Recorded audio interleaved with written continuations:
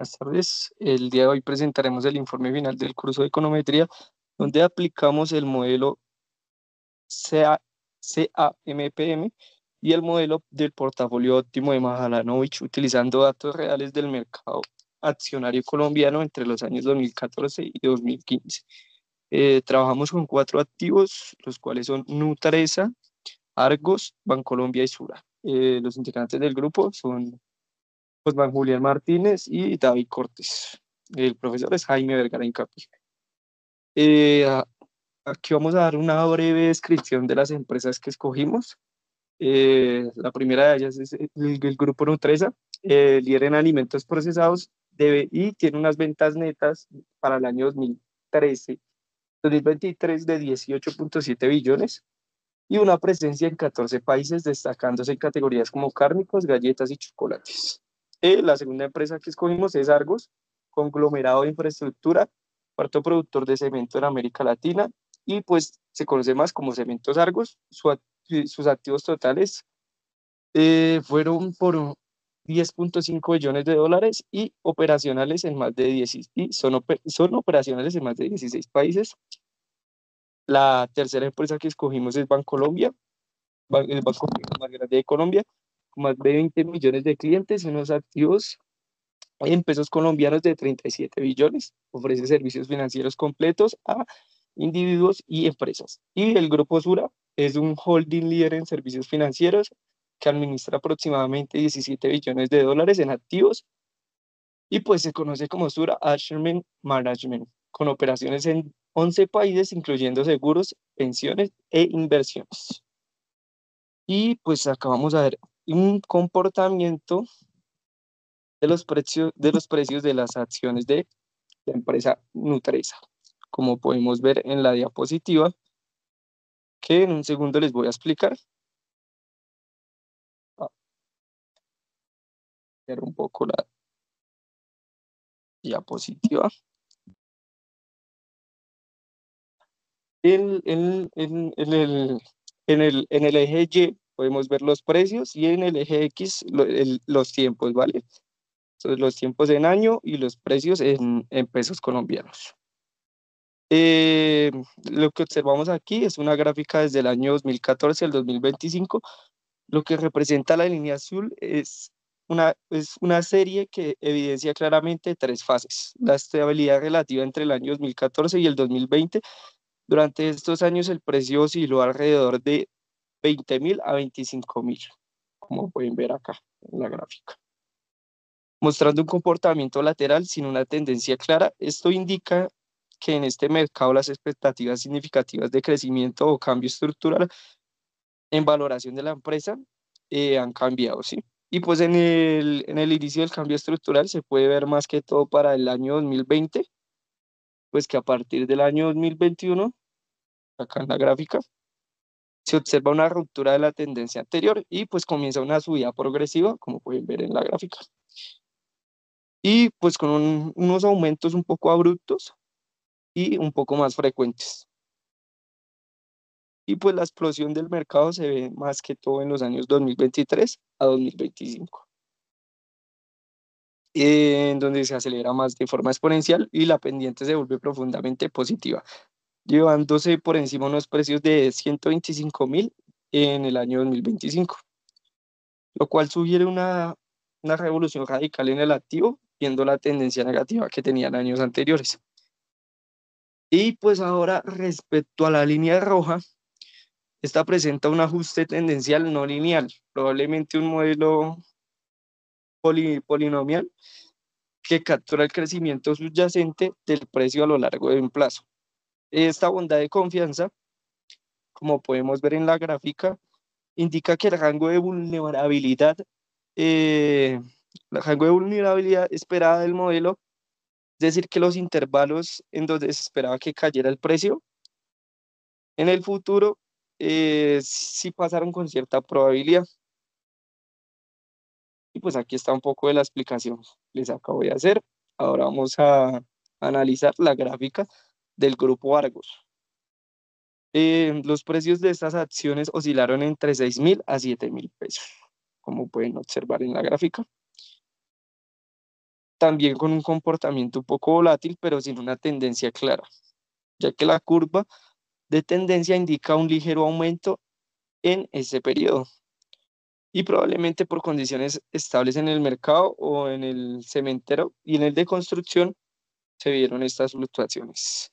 Los años 2018 a 2020 hubieron fuertes tendencias a la baja, como pueden ver en la gráfica.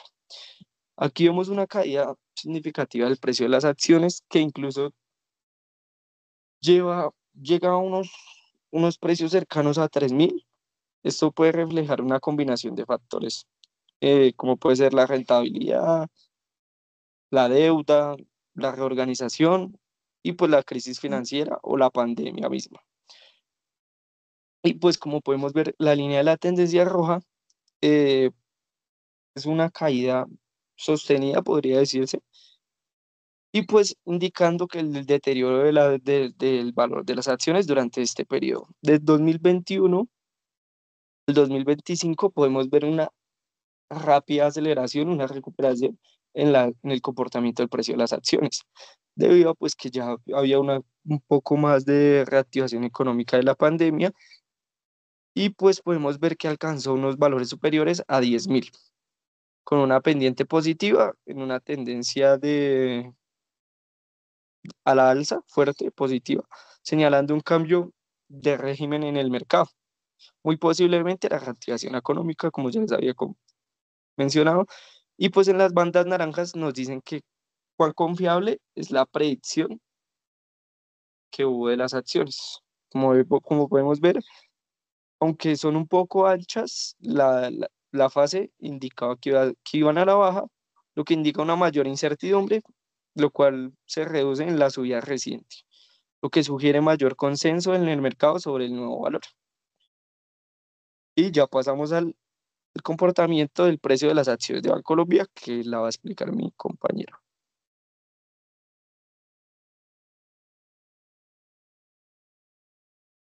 Continuando con la explicación que decía mi compañero David, continuamos con la acción de Bancolombia. Como bien se sabe, entre el 2014 y el 2018, se puede decir que tuvo un crecimiento moderado con oscilaciones. En este primer tramo, el precio parte de niveles cercanos a los 13.000 y asciende gradualmente hasta los 20.000. A pesar de su crecimiento, se observan varios movimientos erráticos propios de un activo financiero con alta sensibilidad a factores macroeconómicos, como tasas de intereses o tipos de cambio o la inflación misma. En el año 2019 y 2021 se puede observar una volatilidad e impacto de crisis, lo que también se puede reflejar una fuerte volatilidad y una caída pronunciada alrededor del 2020, muy probablemente influenciada por la pandemia y sus efectos sobre el sistema financiero. Aún así, el modelo de la tendencia suaviza esta caída. También se puede apreciar que entre el año 2022 y el 2025 hay una aceleración exponencial del precio. A partir del 2020, que tuvo gran influencia por la pandemia, se puede reflejar que en el 2022 se inicia una clara y sostenida senda alcista que lleva el precio por encima de los 50.000 en el 2025. Esta fase está muy bien captada por la curva roja, cuya pendiente se vuelve mucho más positiva, sugiriendo un reequilibrio fuerte en la percepción del valor. En la banda de confianza relativa, estrecha en todo el tramo, por lo cual sugiere una alta estabilidad del modelo y menor incertidumbre en la proyección y en el comportamiento de esta acción. En la siguiente gráfica vamos a hacer un análisis de la acción de Sura.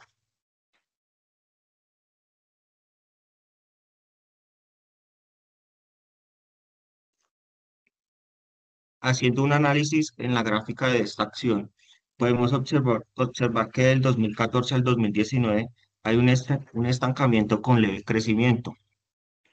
En este periodo, el precio se mantiene relativamente estable, oscilando entre los 28.000 y 34.000. La línea de tendencia es casi plana, reflejando un comportamiento lateral de largo plazo, aunque con volatilidad importante a corto plazo. El activo no refleja cambios estructurales significativos, posiblemente por estabilidad operativa y del entorno financiero. Ya el año 2020 al 2021 tenemos que hay una caída abrupta y mínima histórica. Hacia el 2020 el precio cae por debajo de los 20.000, lo cual probablemente es una respuesta a la pandemia y otros factores de incertidumbre en el sector asegurador o financiero. También podemos hacer un análisis del 2022 al 2025, donde se recupera estructural y se puede decir que hay un crecimiento sostenible. Desde el 2022, la acción inicia repunte firme que se extiende hasta superar los 45.000 hasta el 2025.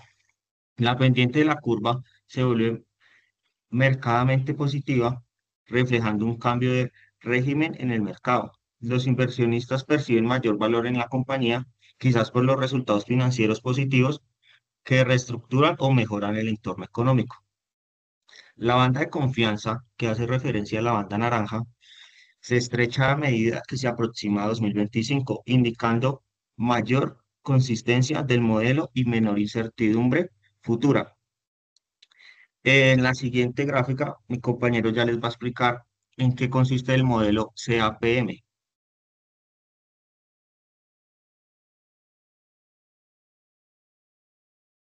Ya como pueden observar en esta gráfica, el modelo CAPM,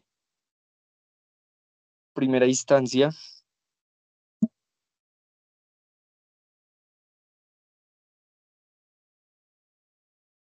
cubre diversos aspectos. Como podemos ver, la banda roja nos muestra, por decirlo así, la confianza y pues donde se estrecha a medida que se aproxima al 2025, ¿sí? Y pues ya como les mencionaba mi compañero, el modelo CAP es un modelo de valoración de activos financieros, o como sus siglas en inglés lo denominan Capital Asset Pricing Model. Es una herramienta fundamental en finanzas ya que nos permite estimar el rendimiento esperado de un activo financiero en función de su riesgo sistemático. Es decir, el riesgo no se puede eliminar con la diversificación de activos, ¿sí? Pero por esta parte podemos ver los ejes en el gráfico, viendo el eje vertical, el cual representa el rendimiento esperado, y el eje horizontal muestra el riesgo total de la desviación estándar del portafolio óptimo. Y pues la curva negra representa la frontera eficiente entre la muestra y las combinaciones óptimas de un riesgo y un retorno para portafolios diferenciados sin incluir activos libres de riesgo. Ya la línea roja representa una línea del mercado en el cual el capital indica las combinaciones del riesgo y el retorno en cuanto a la inversión, ya que esta puede mezclar entre activos, o entre más riesgoso sea el activo, puede obtenerse mayor ganancia. Por ejemplo, en los bonos del tesoro, su pendiente mide el exceso de retorno por unidad de riesgo. Por decirlo así, todos los puntos sobre esta línea son eficientes, superando un poco la curva negra. Se puede apreciar que las dos regiones están un poco aplanadas, lo cual muestra combinaciones de los dos portafolios entre el activo libre de riesgo y el portafolio de mercado, ya que el aplaneamiento sucede cuando el inversionista toma deuda o se endeuda para invertir más allá del portafolio del mercado y aumentar el retorno, aceptando un mayor riesgo y también obteniendo mayor ganancia. Por último, se ve un punto de intersección en donde se construye el portafolio del mercado, y a partir de esa combinación, el activo libre de riesgo se representa en la siguiente ecuación, que es la ecuación del CAPM, en donde E es el rendimiento esperado del activo, RF es la rentabilidad esperada de un activo sin riesgo, y ERM es la tasa de rentabilidad esperada en el mercado en que cotiza el activo, y B supra I es la medida de riesgo sistemático del activo I. Y pues acá podemos ver el modelo teórico y pues una versión estimable por regresión Los modelos que implementamos son estos. Y pues, como pueden ver, también explicamos qué significa cada variable, en donde RI es el exceso de retorno de la acción de una variable dependiente. RM menos RF es la prima de riesgo del mercado, variable independiente. El beta es la sensibilidad de la acción del mercado en un riesgo sistemático. Y pues de esta forma nos permite estimar un poco el error sistemático utilizando mínimos cuadrados ordinarios. Y pues este modelo se realiza en un periodo anual para cada empresa en base a los bonos del tesoro que están libres de riesgo. Esto se representa en tres niveles, en donde podemos ver que el beta menor a 1, el beta menor a 1 tiene un bajo riesgo, el beta mayor a 1 tiene un alto riesgo y el riesgo proporcional al mercado es un beta igual a 1. Y pues como podemos ver, los resultados del SEAMAT muestran que Argos tiene un comportamiento agresivo frente al mercado, con un beta igual a 1.2921, que evidencia un riesgo alto. Por ejemplo, en cambio, Nutaresa presenta un beta un poco más bajo, pero un R cuadrado elevado, lo cual podría interpretarse que una acción más predecible para este mercado es que en términos estructurales, por parte de Bancolombia y Sura, muestra relaciones moderadas en el mercado y unos modelos estadísticamente más robustos. En términos de inversión, se recomienda Nutresa y Bancolombia, ya que se posicionan como opciones de bajo riesgo sistemático, pero con una buena explicación por parte del modelo. Acá podemos ver una gráfica con el retorno de las acciones, que en un momento se las explico, en el cual podemos ver que en el periodo que comprende el año 2016 al 2014, estará acá un poco la acción de Cementos Argos se consolidó como una de las más volátiles en esos años entre las cuatro empresas que analizamos. Y podemos observar también que son unas fluctuaciones extremas que oscilan entre 100% a menos el 100%, que podemos ver acá en esta gráfica. Este comportamiento tan agresivo se reflejó en momentos claves como en el año 2018, en el cual tuvo una subida de precio, y en los años 2020 y 2022 sufrió una baja, unos colapsos pronunciados, en particular en los años ya mencionados de la pandemia, que podemos ver que algo se representa con la línea roja y pues cumpliendo con esta función, el activo siguió repunteando después de los años de la pandemia. Ya después podemos ver un poco más de la normalidad de los errores. Ya se las voy a mostrar por acá. ¿A qué se refiere la normalidad de los errores? Se refiere a los residuos del modelo, ¿sí? De una distribución normal. Esto significa que los errores están distribuidos de forma simétrica alrededor de cero, con la mayoría de los valores cercanos al centro y pocos valores extremos, como ocurre en una campana de Gauss. Y pues acá podemos ver un poco de lo que hicimos. Estos fueron los resultados que nos arrojó. Y pues para saber si el modelo de AMA cumple con el supuesto, realizamos una prueba de hardware con RStudio para las cuatro variables, dándonos el siguiente resultado, que es la tabla que pueden observar acá.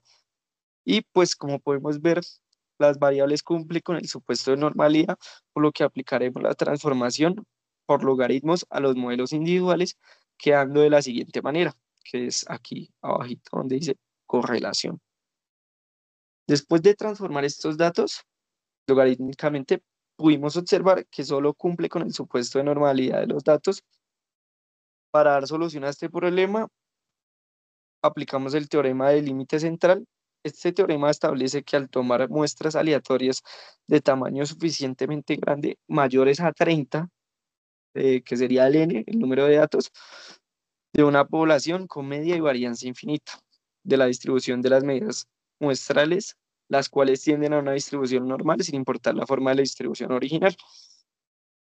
Es posible hacer uso de este concepto dado que utilizamos un n mayor a 30 en los datos utilizados para el análisis de estas cuatro empresas.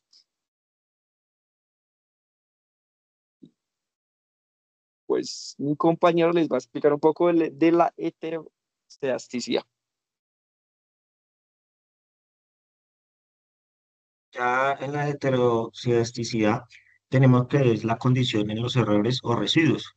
De un modelo de regresión no tiene variancia constante, es decir, que su dispersión cambia a lo largo de las observaciones.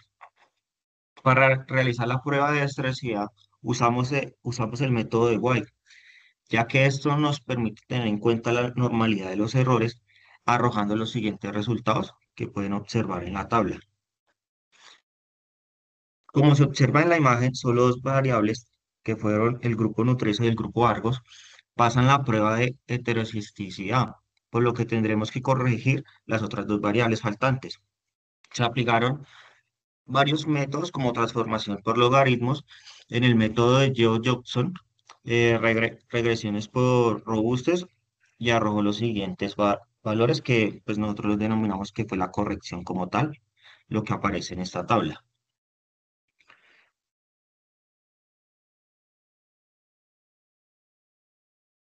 Ya habiendo aplicado este método, estos fueron los resultados, que se descartó el método de Joe-Jobson porque no aportó significativamente la corrección por logaritmos. Sirvió para las variables de Bancolombia, pero no para Sura, por lo que decidimos aplicar una regresión de errores estándares robustos, que esta no elimina la heterocisticidad, pero corrige los efectos sobre la inferencia estadística. Más abajo aplicamos una autocorrelación serial que se refiere a la relación entre los errores de un modelo en diferentes momentos de tiempo. ¿A qué nos referimos con esto? Que ocurre es cuando el error de una observación está correlacionada con el error de una observación anterior, que este supuesto viola la independencia de los errores y puede afectar la validez de las inferencias estadísticas, especialmente en el modelo de series de tiempo. Para este caso aplicamos la prueba de Bruce-Godfrey, que no tiene en cuenta la normalidad de los errores, dándonos los siguientes resultados. Como podemos observar en la tabla, las variables pasan la prueba, puesto que tienen un p-valor mayor a 0,05, que eso quiere decir que aceptamos la hipótesis nula de que el modelo no tiene autocorrelación serial, por lo que no es necesario aplicar ninguna correlación. Ya para el modelo de Markowitz, el objeto principal de este ejercicio es demostrar cómo construir un portafolio óptimo siguiendo estas recomendaciones de este modelo, específicamente para un conjunto de N activos, como en este caso el grupo Argos, el grupo Nutresa, Bancolombia y Sura. Entonces, nosotros lo que hicimos fue, inicialmente, se parte de una serie de precios históricos para cada uno de los cuatro activos financieros.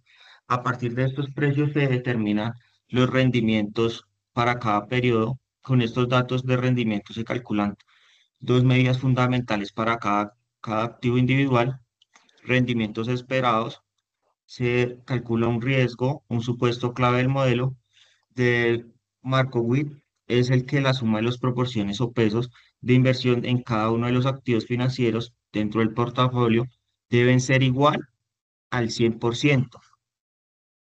Para el cálculo del rendimiento y el riesgo de un portafolio compuesto por múltiples activos, lo que hicimos fue la representación a través de matrices simplificadas, que es este proceso nos sirve para dar paso a la orden de la matriz varianza o covarianza. Este se obtuvo por medio de la herramienta análisis de datos que proporcionó Excel. La matriz covarianza muestra que forma ordenada de la varianza de cada activo en su diagonal principal.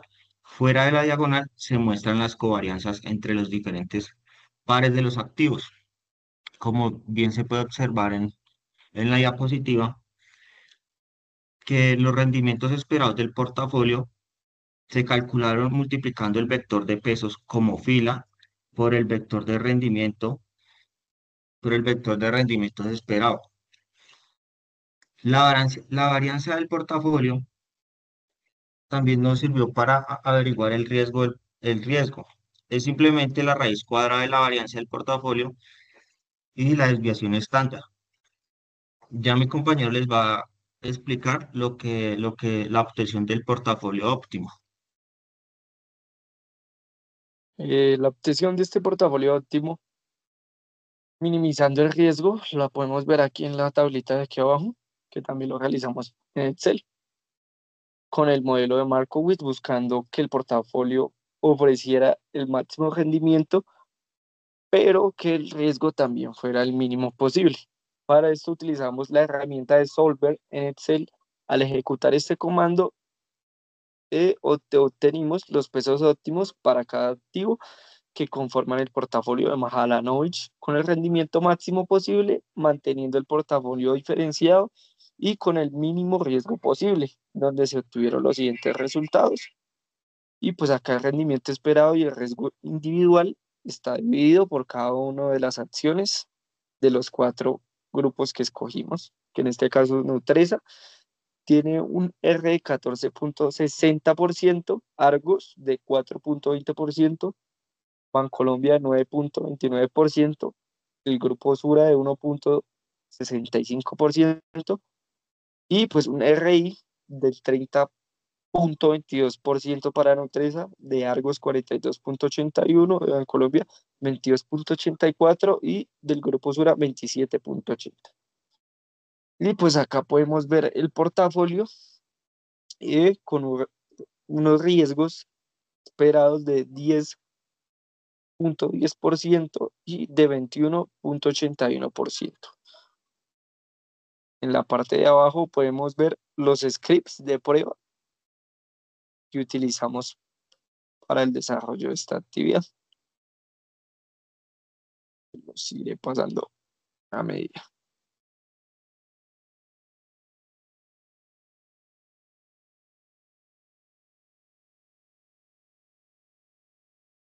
Aquí podemos ver los scripts de las gráficas. Extras, cálculos y eso sería todo.